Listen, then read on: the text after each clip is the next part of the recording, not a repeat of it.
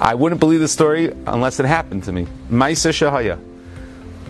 I said this story years ago here in the Beis Medrash, but this is the Maisa Shahaya. I was one of my longest trips to the States, and I was away from home for 2 weeks, and I decided I was going to buy my wife a gift, a bigger gift than usual on the way home.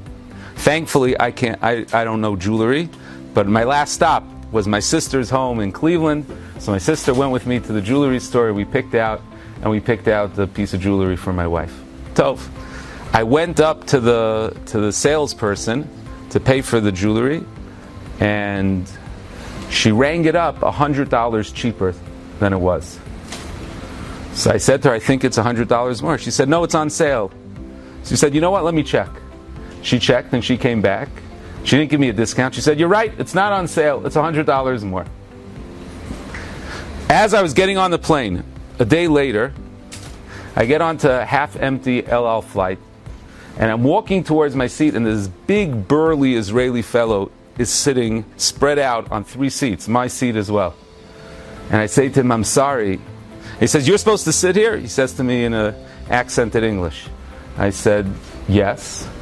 He pulls out a $100 bill. I'm not making this up. He pulls out a $100 bill, and he gives it to me. He says, sit over there. You don't play with these guys. He says, sit over there and don't say anything. So sure enough, I go and I sit over there. Then I look back at my ticket. And my ticket was, he had sent me to my actual seat. So I go back to him. I say, I'm not entitled to $100. You actually sent me to my seat. And he says, I came on the plane with $200, and I was going to tell people where to sit and where I was going to sit, and you go back and sit over there and just keep quiet. HaKadosh Baruch Hu gave me back $100. Ma'aseh Shaya, that's exactly what happened to me.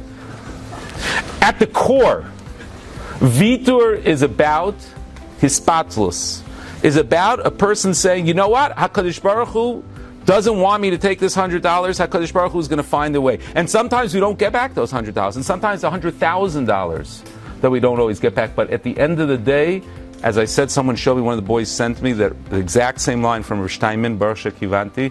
The Rosh Taimin said those exact words: a person that's mevater never, ever, ever loses.